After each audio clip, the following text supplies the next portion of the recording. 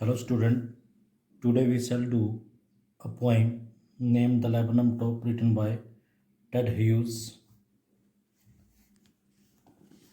This is a beautiful poem where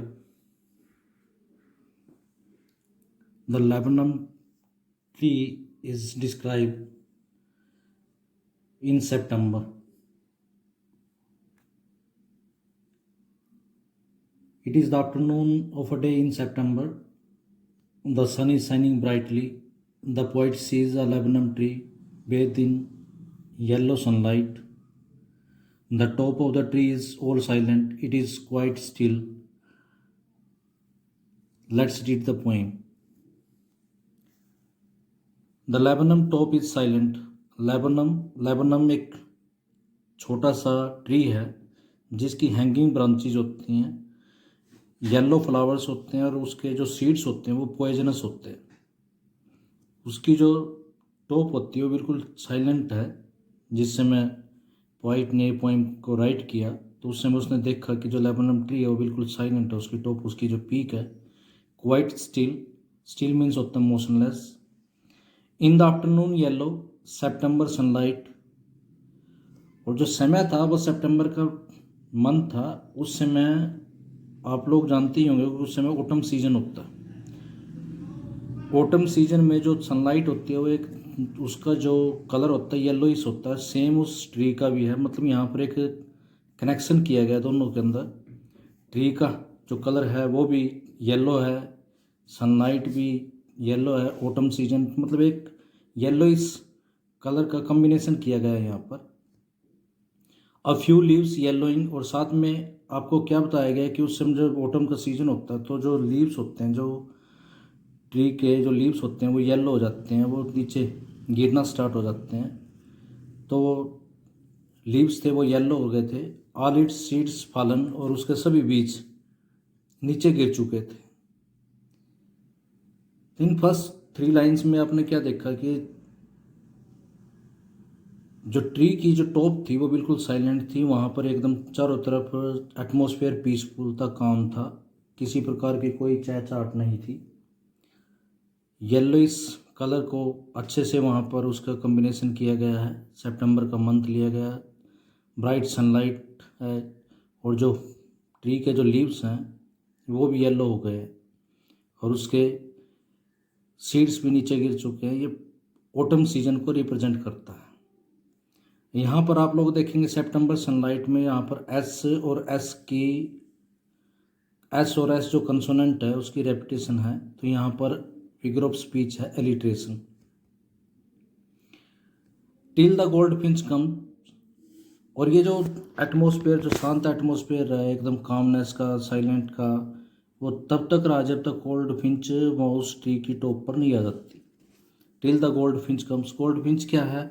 एक small singing bird है, एक स्मॉल सिंगिंग बर्ड है जिसके फीदर्स येलो कलर के होते हैं ऑन इट्स विंग्स, उसके विंग्स के ऊपर उसके जो फीदर्स हैं। तो यहाँ पर जो गोल्ड फिंच है वो भी येलो कलर की है। और ऊपर आप लोगों ने स्टार्टिंग के 3 लाइन्स में भी क्या देखा कि येलो कलर को शो किया गया है। जो सीजन भी लिया गया है वो भी ऑटम सीजन लिया गया है। तो पोइट ने डेलिबरेटली यहाँ पर एक मौसम के अकॉर्डिंग, सीजन के अकॉर्डिंग यहाँ पर पोइम को क्रिएट करने की कोशिश की गई है। तो till the gold Finch comes, जब तक गोल्ड फिंच लेबनम ट्री की टॉप पे नहीं पहुंच जाती तब तक वहाँ पर बिल्कुल एकदम क्वाइट था, साइलेंट था। विद अ ट्वीचिंग चिरप, और वो कैसे आती है goldfinch? How does she comes with a twitching means होता है सडन जर्किंग, थोड़ा सा हिलने के साथ। चिरप मीन्स होता है ट्वीटर करते हुए, क्रैटर करते हुए, चैटर करते हुए, आवाज़ करते हुए। A suddenness, a startlement at a branch end, और कहाँ पर बैठती है आकर वो? एट अ ब्रांच एंड, एक शाखा के किनारे पर बैठ जाती है अचानक, स्टार्टलमेंट के साथ, अमेजमेंट के साथ। यानी किसी को पता भी नहीं चलता कि कब वो कहाँ पर आ गई, क्योंकि उस समय पूरा जो लेबनम ट्री की जो टॉप थी वो बिल्कुल एकदम क्वाइट थी, साइलेंट थी। Then sleek as a lizard, फिर उसको कंपेयर किया गया है लीजर्ड के साथ। यानी एक जैसे लीजर्ड मूव करती है बिल्कुल स्लीकली स्मूथली, तो वैसे उसने भी स्मूथली मूव किया। एंड अलर्ट एंड अब्रप्ट, बिल्कुल एकदम अवेयर और अब्रप्ट, अब्रप्ट मीन्स होता है सडन या स्विफ्ट, मतलब उसका जो मूवमेंट थी लाइक लिजर्ड थी, बिल्कुल अवेयर थी, अब्रप्ट थी। यहाँ पर उसको क्यों दिखाया गया ऐसे स्लीक, अलर्ट और अब्रप्ट क्यों दिखाया गया? क्योंकि जिस लेबनम ट्री की टॉप पे वो आके मतलब वहाँ पर आके बैठी है, वहाँ पर उसके जो यंग वंस हैं वो वहाँ पर रहते हैं, और वो इसलिए वहाँ पर चुपचाप आई है ताकि किसी न किसी प्रकार के वहाँ पर उसके बच्चों को कोई खतरा ना हो, डेंजर ना हो, तो इसलिए वो वहाँ पर बिल्कुल खामोशी के साथ आती है, बिल्कुल अलर्टनेस के साथ और अब्रप्टनेस के साथ आती है। सी एंटर्स द थिकनेस, तो वो जो लेबनम ट्री है उसकी थिकनेस में एंटर करते हैं। थिकनेस का मतलब होता है डेंसनेस, यानी उसमें उसकी जो शाखाएं हैं, उसके जो फ्लावर्स वगैरह वो काफ़ी थिक है। And a machine starts up, और उस समय एक मशीन स्टार्ट्स अप हो जाती है। मशीन्स का मतलब क्या होता है कि जो उसके जो यंग वंस हैं उनके अंदर भी जान आ जाती है। तब तक जब तक उनकी मदर नहीं आती वहाँ पर, गोल्ड फिंच नहीं आती, वो तब तक खामोश रहते हैं, चुपचाप रहते हैं, कुछ नहीं बोलते, ट्विटरिंग भी नहीं करते। लेकिन जैसे ही वो आ जाते हैं तो उनके अंदर की जो एनर्जी है, जो वो जीने की जो इच्छा है वो जाग जाती है। उनको एक मशीन के साथ उनको कंपेयर किया गया, तो एक मशीन स्टार्ट्स अप, मतलब उनके जो यंग वंस है, गोल्ड फिंच के जो यंग वंस है वो ट्विटरिंग करना शुरू कर देते हैं, चिटरिंग्स करना। चिटरिंग मीन्स होता है चर्पिंग करना। And a tremor of wings, और अपने विंग्स को ट्रेमर करना शुरू करते हैं। ट्रेमर मीन्स होता है शेक करना। एंड ट्रिलिंग्स, और ट्रिलिंग मीन्स होता है साउंड निकालना। तो जैसे ही गोल्ड फिंच एंटर करती है, लेबनम ट्री की टॉप के ऊपर आके बैठती है, तो वहाँ पर उनकी जो बच्चों की जो मशीन्स है, यानी उनको मशीन के साथ, यानी जैसे उस मदर ने उनको कुछ फ्यूल दे दिया हो, ऐड कर दिया कुछ न कुछ। The whole tree trembles and thrills, तो पूरे के पूरे ट्री पर अब लाइफ आ जाती है। ट्री भी ट्रेम्बल्स करना शुरू कर देता है, एक्साइट होना शुरू कर देता है, उसके अंदर भी जान आ जाती है। It is the engine of our family, ये जो ट्री है वो उसकी फैमिली का इंजन है। She stocks it full, she stocks it full, वो इसको अच्छे तरीके से फुल फीड करती है, मतलब उनके लिए खाना लेके आते हैं। Then floods out to a branch end, तो यहाँ पर जो गोल्ड फिंच है लेबनम ट्री की टॉप पे आती है, अपने बच्चों को फीड करती है। जैसे ही वो वहाँ पर आते हैं, उनके बच्चे की जो मशीन्स हैं मतलब वो अलाइव हो जाते हैं, वो चीटिंग करना शुरू कर देते हैं, वो अपने विंग्स को ट्रेमर करना शुरू कर जाते हैं, ट्रिलिंग करते हैं। और पूरे के पूरे वृक्ष पे उनकी विंग्स की ट्रेमलिंग की वजह से, ट्रिलिंग की वजह से, चिटरिंग की वजह से, तो ट्री के अंदर भी ट्रेमलिंग और थ्रिलिंग शुरू हो जाती है। It is the engine of our family, ये उसकी फैमिली का इंजन है। वो उसको स्टोक्स करती है, फीड्स करती है, उनको खाना खिलाती है। देन फ्लड्स, फ्लड्स मीन्स होता है moves out to a branch end, तो एक शाखा के किनारे के ऊपर जाके बैठ जाती है दोबारा। Showing her bared face identity mask, वहाँ पर उसका जो फेस है वो स्ट्रिप्ड है, लाइन वाला है उसके फेस के ऊपर। आइडेंटिटी मास्क, वो उसकी आइडेंटिटी का मास्क है, उसको देखकर वो पहचानते हैं बच्चे। Then with eerie delicate, eerie means होता है स्ट्रेंज या मिस्टीरियस, डेलिकेट मीन्स होता है elegant. Whistle chirp whispering, whistling करते हुए, चिरप करते हुए, विस्परिंग करते हुए।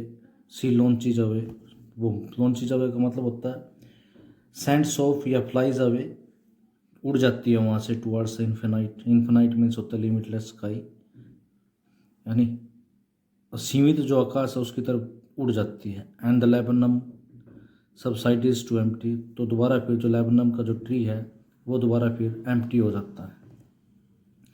स्टूडेंट, सेकंड जो स्टैंजा है इसके अंदर आप लोग देखेंगे कि इसके अंदर जो फिगर ऑफ स्पीच है, यहाँ पर स्लीक एज ए लीजर्ड, यहाँ पर सिमली है, यानी जहाँ पर एज या लाइक का यूज हो वहाँ पर सिमली।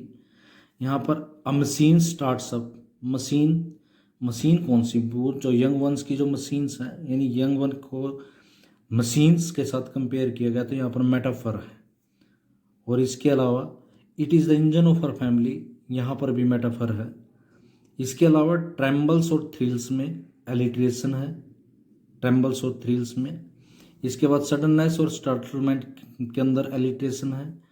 और इसके साथ आप लोग देखेंगे that the whole tree trembles and thrills है। यहाँ पर जो ट्री है ना, ट्री को यहाँ पर ट्रेम्बलिंग करते हुए, थ्रिलिंग करते हुए शो किया गया, तो यहाँ पर पर्सोनिफिकेशन भी है।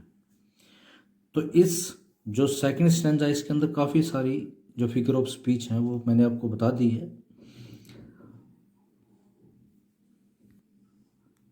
स्टूडेंट, आपने देखा कि ये कितनी ब्यूटीफुल पोइम है।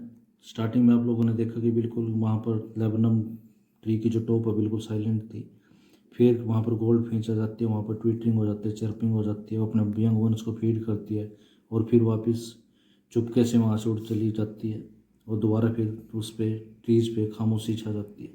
तो इसमें जो फिगर ऑफ स्पीच है वो आप लोग यहाँ पर भी देख सकते हैं। इसके साथ ही मैं आपको नोटबुक में इसको जो वर्ड मीनिंग्स हैं और फिगर ऑफ स्पीच मैं वो आपको दिखा रहा हूँ, आप उसके अकॉर्डिंग इनको नोट करेंगे।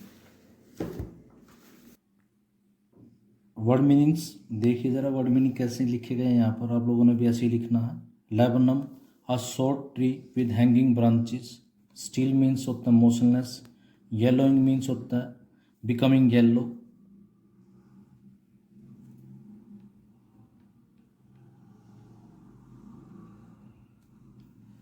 Gold Finch, a small singing bird, एक छोटा सा सिंगिंग बर्ड होता है with yellow feathers on its wings. Twitching, sudden jerking.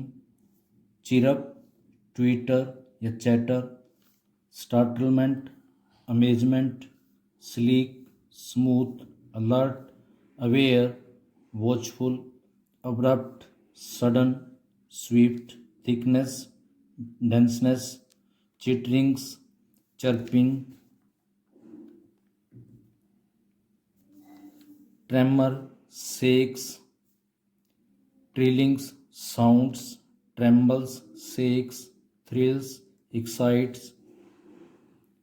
Stokes, feeds या add fuel. Floods, moves with the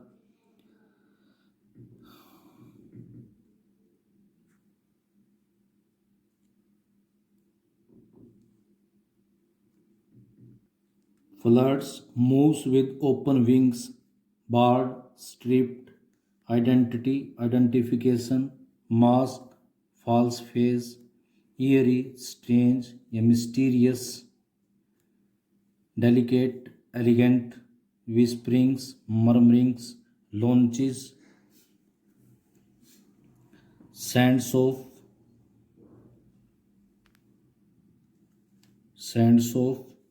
या flies towards infinite limitless sky. Subsides, becomes quiet. Figure of speech आप लोगों ने ऐसे राइट करनी है। फिगर ऑफ स्पीच या poetic devices लिखेंगे, हेडिंग बनाएंगे। सबसे पहले जो इसमें फिगर ऑफ स्पीच यूज़ की गई है वो एलिट्रेशन है, जैसे सितंबर और सनलाइट में, सडननेस और स्टार्टलमेंट के अंदर, ट्रीज और ट्रेम्बल्स के अंदर, विसल, चिरप, विस्परिंग्स के अंदर। फिर इसके बाद Simli, sleek as a lizard, यहाँ पर एज का यूज़ किया गया। Metaphor, a machine starts of चिटरिंग्स, it is the engine of her family. इसके अलावा हर बार्ड, फेस आइडेंटिटी, मास्क, यहाँ पर मेटाफर है। And the last figure of speech is personification, the whole trees trembles and thrills. Students, hope you have understood the poem. Thank you. Have a nice day.